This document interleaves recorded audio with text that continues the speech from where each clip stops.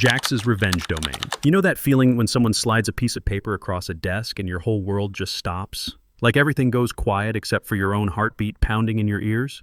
That's exactly what happened when Jennifer Walsh from HR pushed that document toward me with her perfectly manicured fingers. 60% pay cut. Effective immediately. I just sat there staring at the numbers like they might rearrange themselves if I looked hard enough. I'm Garrett Reynolds, by the way. Gary to most folks. 49 years old, and up until that moment, I was the senior systems architect at TechFlow Solutions. 22 years I'd given that company. Started when we were 18 people crammed into a converted warehouse, believing we were going to revolutionize enterprise software. Hell, maybe we did for a while. I didn't lose it in that conference room. Didn't raise my voice or slam my fist on that cheap particle board table. I just smiled and said I'd need 24 hours to consider their generous offer. Like a good corporate soldier. Like I hadn't just been gut shot by people I'd helped build this place with. The breakdown happened in my truck in the parking garage. Sat there for maybe 45 minutes, hands gripping the steering wheel, trying to process how a company decides someone with 2 decades of experience is suddenly worth less than half what they paid him yesterday, because that's what it was. $125,000 down to $50,000. You do that math and tell me it doesn't feel personal. See, my daughter Sophie is 17. Smart as a whip, wants to study engineering at Cal Poly. That's not cheap, and her college fund took a hit when her mother and I divorced 3 years back. Sarah moved to Portland with some yoga instructor who talks about chakras and energy fields. Left me with the mortgage, the college planning, and a teenager who still asks why mom had to go find herself 2,000 miles away. Let me back up. TechFlow wasn't always called TechFlow. We started as DataBridge Solutions back in 2001. Wade Coleman was our founder, one of those visionary types who could see around corners before anyone else knew there was a corner. I was employee number 12, brought in to handle the back-end architecture for our main platform. Those early years were something special. Pizza at midnight, coding sessions that lasted until dawn, the whole startup dream. I wasn't just building software. I was building the foundation everything else stood on. By year 5, I had my hands in every major client system we supported. By year 10, I was the guy they called when something broke at 3 a.m. By year 15, I was basically running the technical side while Wade handled the business development. The architecture I built wasn't just code. It was enterprise-grade distributed systems handling millions of transactions daily. When Westfield Industries needed their legacy mainframe integrated with modern APIs, I designed the middleware that made it possible. When Alpine Solutions required 99.9% uptime for their financial processing, I architected the redundancy systems that delivered it. This wasn't widget development.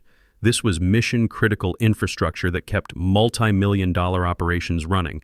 Then Apex Corporation showed up with their acquisition offer. Wade called an all-hands meeting in our little cafeteria, standing up there with this forced smile, telling us how exciting this next chapter was going to be, how Apex's resources would help us scale our vision to the next level. Everyone applauding while I sat there wondering why Wade couldn't look any of us in the eye during his speech. Turns out Wade walked away with $4.2 million, fully vested, golden parachute, the whole package. The rest of us? Our equity got restructured with new vesting schedules that basically reset the clock. 22 years of sweat equity reduced to maybe $30,000 spread over another 4 years. First 6 months after the acquisition weren't terrible. New email signatures, different procedures, more meetings with people who used words like synergies and optimization. But I still had my team, my projects, my salary. I kept telling myself things would settle down. Then the efficiency reviews started. They called them redundancy assessments, like that made it sound less like an execution list. Started with the younger folks, easier to cut loose without severance complications. Then, middle management. Each round came with a company-wide email about streamlining operations and leveraging core competencies. Each round meant another empty desk the next morning. My team went from 8 people to 3. Our project load didn't decrease. If anything, it got heavier as we absorbed work from the departed teams. I was pulling 70-hour weeks, taking calls at 2 a.m. when systems crashed, troubleshooting database performance issues that would cripple client operations if not fixed immediately. Sophie started asking why I was always on my laptop, why I looked so tired all the time, why I couldn't come to her robotics competitions anymore. Still, I figured I was safe. I was managing the infrastructure for clients that brought in 65% of our revenue. These weren't just accounts. They were systems I'd personally architected, databases I'd optimized, integration protocols I'd designed from scratch. The legacy code base that ran their core operations? I wrote most of it. The disaster recovery procedures that had saved them millions when their data center flooded 2 years back? That was my playbook. They needed me. At least that's what I told myself right up until Jennifer Walsh scheduled that quick alignment discussion. Should have known something was wrong when I walked in and saw Lance Morrison sitting there. Lance, with his MBA from Wharton and his designer glasses, sent from Apex Corporate to optimize the acquisition integration. Guy was maybe 28. Looked like he'd never written a line of code in his life. But somehow he was now making decisions about technical architecture that had taken me decades to master. "Gary," he said, never called me Garrett. "We've been analyzing the organizational structure and we see an opportunity to realign your compensation with current market standards." Market standards. Like I was some commodity they'd priced wrong at a yard sale. Jennifer slid the paper across. The new salary was right there in bold. $50,000, down from $125,000. "This reflects the evolving nature of your role," Lance continued, like he was doing me a favor. "We're centralizing most architecture functions at headquarters. You'll be transitioning to more of a regional implementation support position. Translation: we're taking your authority, your projects, and most of your paycheck, but we still need you to keep the lights on while we figure out how to replace you with someone in Bangladesh who'll work for peanuts. You'll maintain oversight of current client systems during the transition period," Jennifer added, not meeting my eyes. "We understand this is a significant change, so we need your decision by tomorrow. If this new structure doesn't align with your goals, we'll need to begin immediately searching for someone more suited to the role. Someone cheaper," she meant. Someone desperate. They knew about Sophie's college plans. They knew about my mortgage payments. This wasn't a negotiation. It was a calculated execution designed to make me quit without paying severance. "I need 24 hours, I said, keeping my voice level despite the rage building in my chest. "I have some questions about the transition timeline and reporting structure." Lance nodded, pleased with my professionalism. Jennifer looked relieved I wasn't making a scene. They probably expected me to just take it. Another old-timer who'd roll over rather than fight. I don't remember walking back to my desk. Don't remember packing up my laptop or clearing out my coffee mug. I just remember sitting in my truck, hands shaking, wondering how I was going to tell Sophie that college might have to wait a few more years. That's when my phone rang. Ryan Foster, my old colleague who'd left TechFlow about 8 months earlier to join Nexus Systems. I almost didn't answer.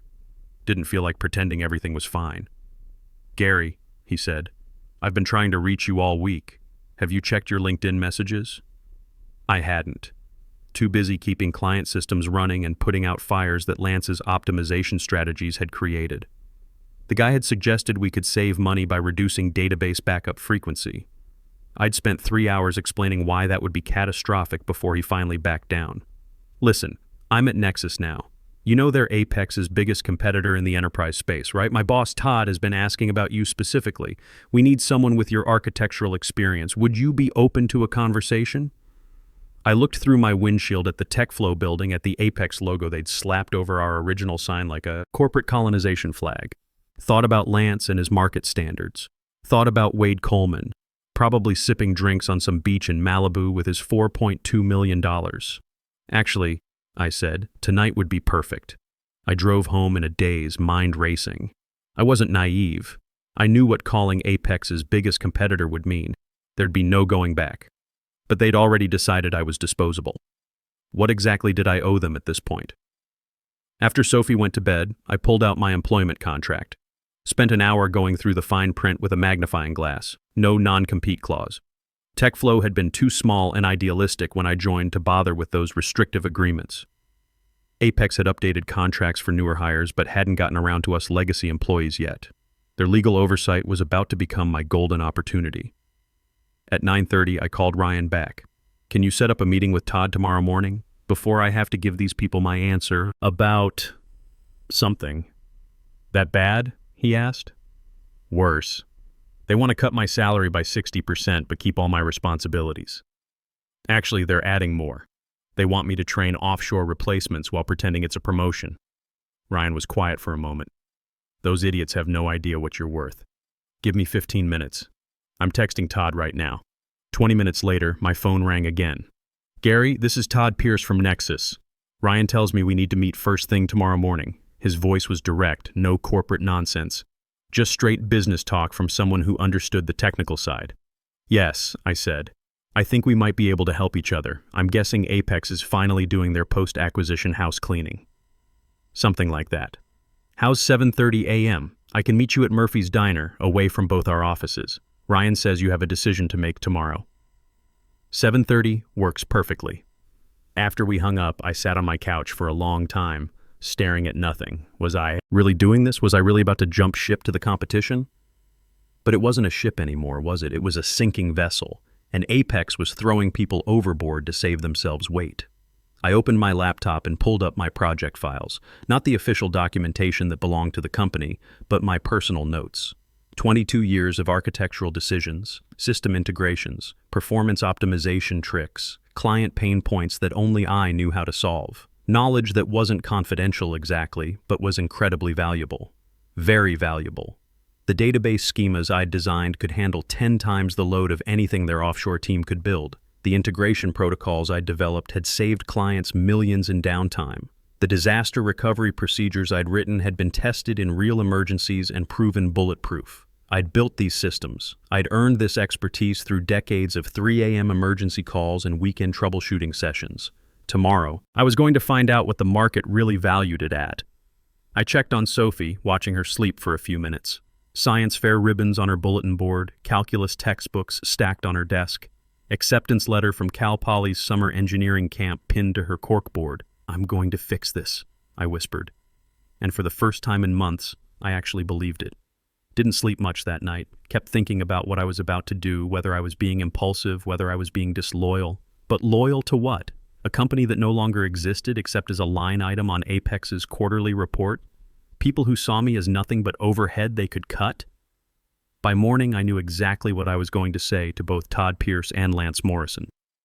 Murphy's Diner was quiet at 7:30, just a few early commuters with coffee and newspapers. Todd was easy to spot. Tall, graying at the temples, dressed casually but well. Ryan sat next to him, gave me a small wave when he saw me. Walk in. Garrett Reynolds, Todd said, standing to shake my hand.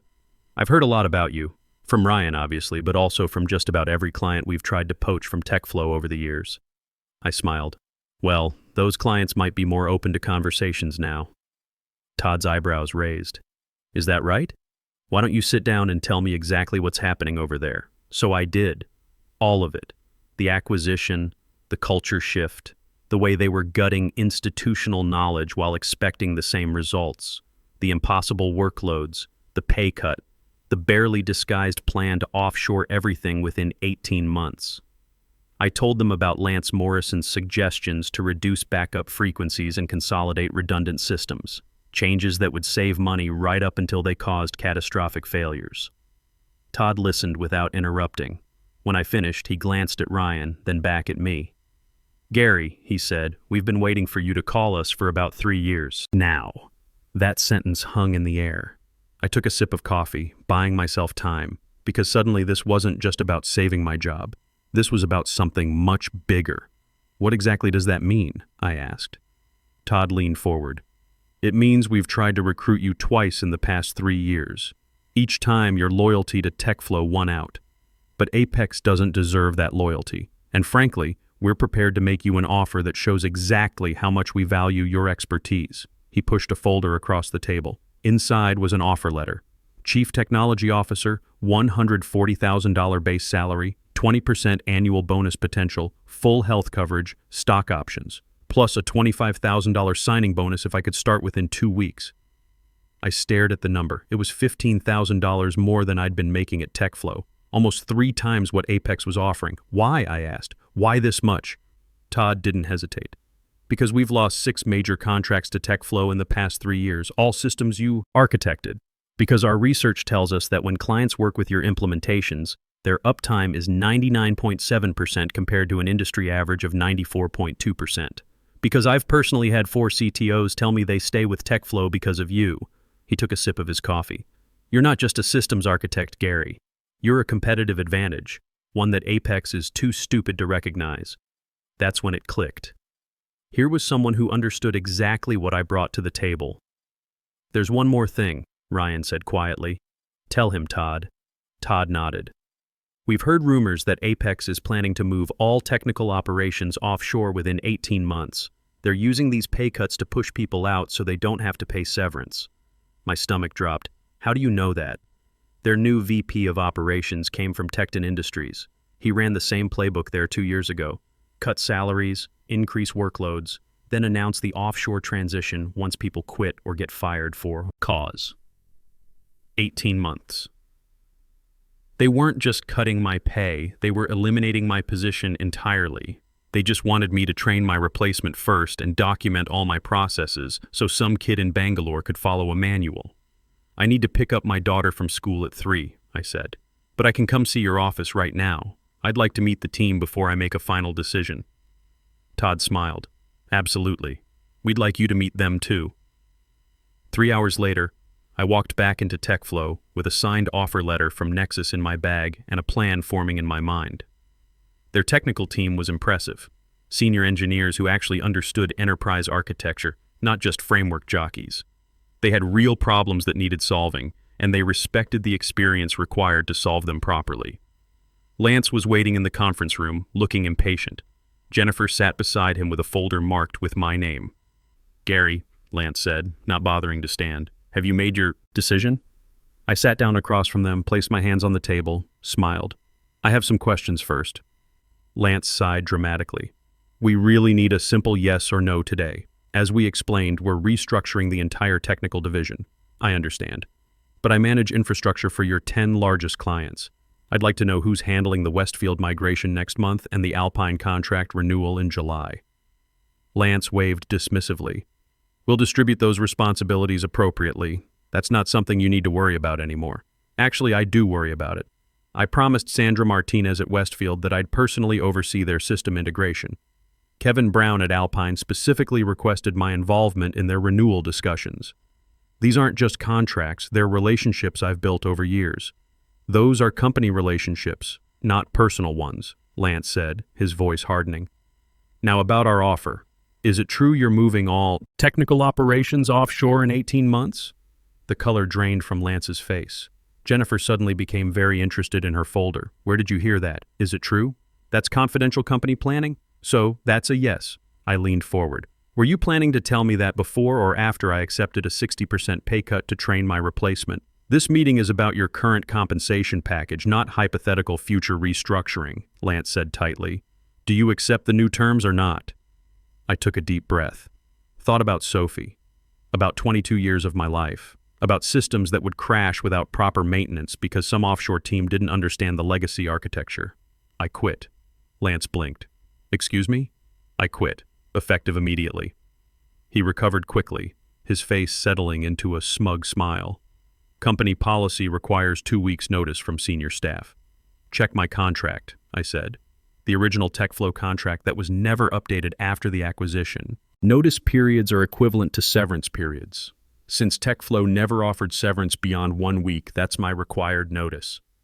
The smile faltered. "You'll need to transition your systems," he sputtered. "Actually, I don't. My contract also states that in the event of compensation reduction exceeding 15%, all transition requirements are waived." Wade Coleman added that clause after Jerry Williams quit and tried to hold client systems hostage for better terms.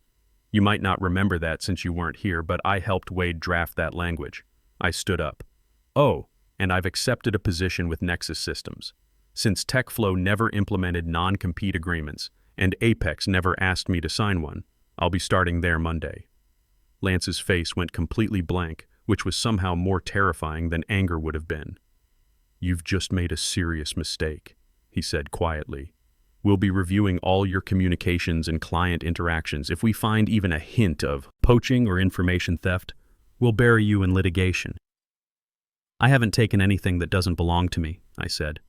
"My expertise, though, the knowledge I've built over 22 years, that belongs to me, and I'm taking it with me." I walked out before he could respond, heart pounding. My remaining team was waiting at my desk. Maria, Devin, and Ashley. the last survivors of what had once been 8 people. "Is it true?" Ashley asked. "You're leaving?" I nodded, seeing the fear in their eyes. They knew what was coming next. "What about us?" Devin looked terrified. He had a mortgage and 2 kids to think about. "Check your emails in an hour," I said quietly. "All of you." I packed quickly. Family photos, my world's best dad mug Sophie had given me last Father's Day, the emergency inhaler I kept for her asthma attacks, 22 years of my life in one cardboard box. Security escorted me out. "Company policy for senior departures," they said, like I was suddenly a security threat, like I hadn't built half the systems keeping their operations running. In my truck, I made 3 calls. First to Todd. "I've quit. They took it about as well as you'd expect. We'll have legal ready," he said. "Don't worry about any threats they make." Second, to Wade Coleman. He picked up on the 4th ring, sounding like he was on vacation somewhere warm. "Gary, what's wrong?" "Apex just tried to cut my salary by 60%. I quit and took a job with Nexus." Long silence. Then, "Those idiots. The acquisition wasn't supposed to go like this, but it did. And now they're threatening to sue me for accepting another job. What do you need?" "I need you to remind them that you never implemented non-competes at TechFlow because, and I quote, if we don't treat people well enough to make them want to stay, we deserve to lose them." Wade sighed. "I'll call Carl Brennan at Apex myself. This isn't right." My third call was to Sandra Martinez, CTO at Westfield Industries, our biggest client. "Gary, perfect timing. We need to accelerate the migration timeline by 3 weeks. The board is demanding faster deployment. Sandra, I'm not with TechFlow anymore. As of today." The shock in her voice was audible. "What? Where are you going?" "Nexus Systems, Todd Pierce's company." Long pause. "Is this because of the Apex acquisition? We've been worried about service quality since that happened. Response times are up 40% and we've had 3 unscheduled outages." "It is. They're making major changes, including removing me from your account." Another pause. "Without consulting us?" "Gary, this migration is critical. The board is watching personally. We specifically requested you in the contract." "I know. I'm sorry I can't see it through." "Don't be sorry. Send me your new contact info at Nexus. We need to discuss our options." By the time I picked up Sophie from school, I'd received 23 text messages and 35 emails. 10 from my former team forwarding directives from Lance about maintaining system continuity, 1 from Wade confirming he'd spoken to Carl Brennan directly, the rest from clients who'd somehow already heard I was leaving. "Dad," Sophie climbed into the truck, immediately sensing something different. "Why are you picking me up? It's Tuesday." I turned to look at her. This brilliant, determined young woman who deserved better than a father, always stressed about work, always checking his phone during dinner. "I left my job today," I said simply. Her eyes widened. "The one that makes you work all the time? The one that kept you from my robotics tournament?" My heart twisted. Of course she'd been keeping track. "Yeah, that one." "Good," she said firmly. "I didn't like how they treated you. You looked sad a lot." "I got a new job," I told her, "one that pays better and actually values what I do, and I won't miss any more competitions." She considered this seriously. "Will you be able to help me with my Cal Poly application essay?" "Front row seat for that too," I promised. "We'll make it the best engineering application they've ever seen." That night my phone rang, unknown number. "Is this Garrett Reynolds?" "Yes. This is Carl Brennan from Apex Corporation. I understand we have a situation." My blood went cold. The founder and CEO of Apex, calling me personally. "Mr. Brennan, I suppose we do. Wade Coleman called me. He's very upset about how you've been treated. I've also received calls from Sandra Martinez and Kevin Brown, both expressing concern about your departure and suggesting they may need to reconsider their vendor relationships." I waited, letting him fill the silence.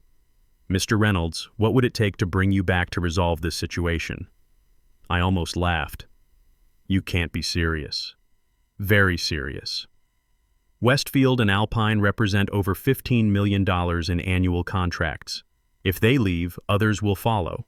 Our projections show it would be significantly less expensive to retain you than lose those accounts. So I'm worth keeping when it costs you millions to lose me, but not when it just disrupts my life. Business is business, Mr. Reynolds." "No, thank you. I've accepted a position with Nexus, one that recognized my value from the start. not just when losing me became expensive. We're prepared to match their offer, plus a substantial retention bonus. It's not about money, it's about respect. It's about 22 years dismissed without thought because some MBA decided I was outdated. You're calling now not because what happened was wrong, but because it's costing you. Long pause. What do you want then? I want you to treat the people still there better. I want you to look at what Lance Morrison is doing to that office and ask if that's really the company you want to build. No lawsuit. You have my word. As for the rest, I'll be visiting the regional office next week. 3 days later, I started at Nexus. Real office with a view. My own team of experienced engineers who actually understood enterprise architecture. Within a month, Maria and Devin had joined me. They'd quit TechFlow the day after my departure. 2 weeks after that, Sandra called. Westfield was moving to Nexus. The replacement team couldn't configure basic load balancing, she said. When I complained, they told me my expectations were unrealistic. Kevin from Alpine followed 6 weeks later, then Richardson Corp., then Dataflow Systems. By 6 months, 4 of my former top clients had switched to Nexus. Not because I recruited them, I was scrupulous about never initiating those conversations, but because relationships matter, expertise matters, and when you've spent decades proving yourself reliable, people notice when you're gone. Carl Brennan kept his word about the lawsuit, but there was complete restructuring at TechFlow. Lance Morrison was pursuing other opportunities within 2 months. The offshore transition was quietly abandoned after 3 major system failures. It's been 2 years now. I'm still at Nexus as CTO, leading a team of 15 engineers. I make more money than I ever thought possible. Most importantly, I haven't missed one of Sophie's events. She's starting at Cal Poly this fall with a partial scholarship for engineering. Her application essay about resilience and standing up for your worth apparently impressed the admissions committee. Sophie beams when she tells her friends her dad is the CTO at Nexus. Last week, she brought her robotics team to tour our offices. Watching her explain distributed systems concepts to her classmates, I realized something important. She's not just proud of what I do, she's proud of how I handled being undervalued. She learned that sometimes you have to walk away to find where you belong. Last month, I ran into Wade at a tech conference. He gave me a bear hug, told me he was proud of how things worked out. I should have protected you all better, he said, looking genuinely regretful. I thought Apex would honor their commitments about company culture. It worked out, I said. Sometimes getting pushed out is exactly what you need. The real victory wasn't the clients who followed me or Lance getting fired. It was discovering I didn't have to accept being devalued. Standing up and saying, no, I'm worth more than this, then proving it. If you're in a job that doesn't respect your experience, remember this. You have more power than you think. Sometimes the best revenge isn't getting back at anyone. It's getting out and building something better. Your expertise has value. Don't let anyone convince you otherwise. Your decades of experience aren't baggage. They're your competitive advantage that younger managers will never understand until it's too late. The moment you stop accepting less than your worth is the moment your real career begins, regardless of your age.